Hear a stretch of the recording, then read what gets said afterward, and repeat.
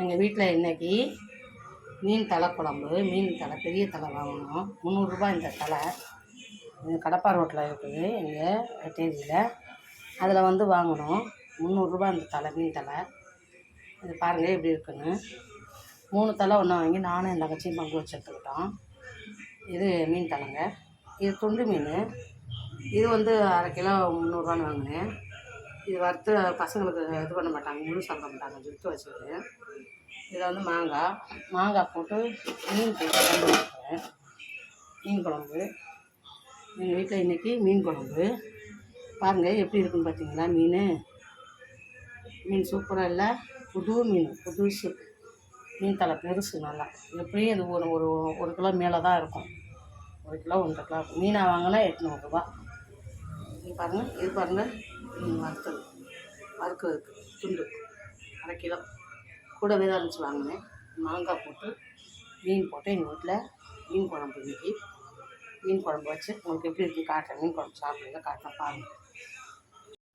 இப்போ பாருங்கள், மீன் குழம்பு வந்து கொதி வந்துருச்சு. நல்லா கொதி வரையில் வந்து கொதி வர்றதுக்கு முன்னாடி வந்து மூடி எடுக்கக்கூடாது. அது வந்து வெம்பளகாய் வச்சு போயிடும். இப்போ அந்த மீன் மண்டையெல்லாம் அள்ளி சேர்த்துக்கலாம். குழம்பு கூட்டி வச்சு கொதி வந்துருச்சு. பாருங்கள் எவ்வளோ பெருசு பாருங்கள். மீன் குழம்பு கூட்டி வச்சு நல்லா மஞ்சத்தூள் உப்பெல்லாம் போட்டு நல்லா உரசி கழுவணும். இல்லைன்னா கவுச்சி அடிக்கும். கவுச்சி இல்லாமல் பண்ணணும். மீன் தலை தாங்க டேஸ்ட்டு சாப்பிட்றதுலையே. பெரிய மீன் தலை வந்து அவ்வளோ நல்லாயிருக்கும். மீன் தலை இங்கே பாருங்கள், பார்த்தீங்களா? மீன் தலை எனக்கு போன இடத்துல வாங்கிட்டோம். நாங்கள் வாங்கி 2 பேர் பங்கு வச்சுருக்கோம். 3 தலை 600 ரூபா. எப்படி இருக்கு பார்த்தீங்களா?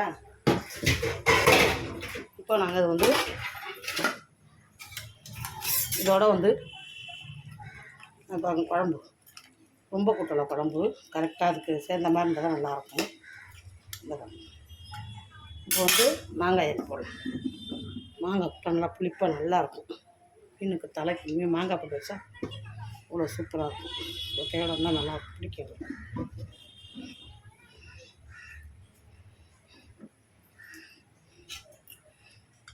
பாருங்கள்,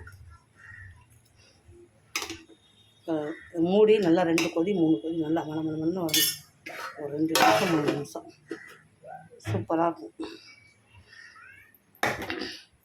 பாருங்கள், மீன் வறுக்க போகிறேன்.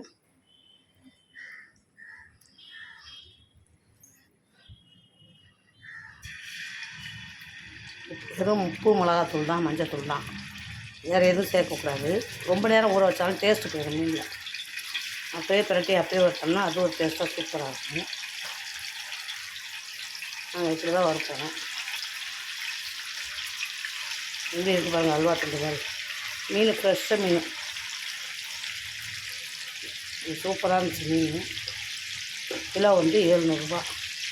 இது பேர் வந்து செங்கோடுவான்னு சொல்லுவாங்க. செங்கோடுவான். இந்த ஊரில் ரசனா பாறாங்கிறாங்க. எங்கள் ஊரில் இதை செங்கோடுவான்னு சொல்லுவாங்க. இதாங்க சூப்பராக இருக்கா?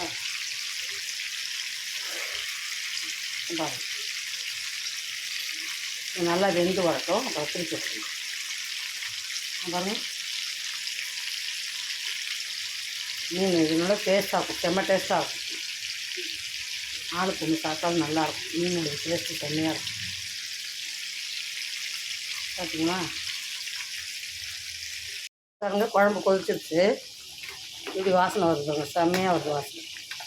பார்த்தீங்களா? மீன் தலை குழம்பு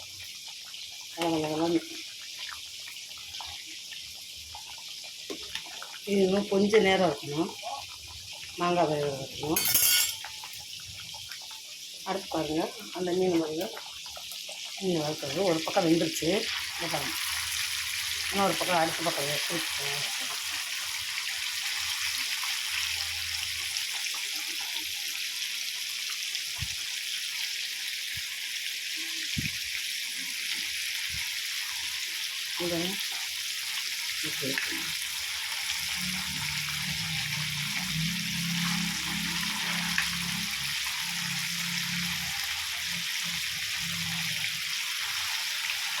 பார்த்தீங்களா எப்படி அல்வா தண்ணி மாதிரி இருக்குங்க.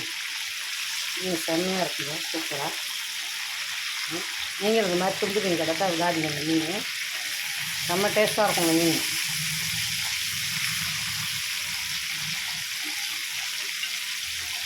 இந்த மாதிரி தொழில் இப்படி வாங்கினோம்னா சௌரியம். நம்ம 600ரூபாக்குள்ளே பாருங்கள், பெரிய மீன் எவ்வளோ பெரிய மீன் வாங்கி சாப்பிட்டாச்சு. 600ரூபா தான் மொத்தமே. இது 300, அது 300, அவ்வளோதான். துண்டு மீன்லாம் கேட்டோம்னா தனியாக போய் கேட்டால் அதெல்லாம் ஆயிரக்கணக்கில் வாங்குவாங்க. பாருங்கள், கொதிச்சுட்டு பாருங்கள். இது போதும், ஸ்டவ் ஆஃப் பண்ணிக்கலாம். மாங்காய் வெந்துடுச்சு. அவ்வளோதாங்க மீன் குழம்பு. எப்படி சூப்பராக இருப்பாங்க பார்க்கல. வச்சு விட்றா, இதுதாங்க செய்வோம் நாங்கள் குழம்பு. நான் இதெல்லாம் காட்டுறதில்ல உங்களுக்கு, வீடியோவை காட்டுறதில்ல. நான் தட்டில் சாப்பாடை போட்டு சும்மா ஷார்ட் வீடியோவாக போட்டுடுறது. லாங் வீடியோவே போடுறது கிடையாது. சரி, இன்றைக்கி தோணுச்சு. ஆனால் குழம்பு கூட்டையில் உங்களுக்கு பண்ணலை. ஒரு நாள் நான் குழம்பு கூட்டையில் உங்களுக்கு எப்படி என்ன நான் போடலான்னு கரெக்டாக தாள் சொல்லியில் காட்டினேன்.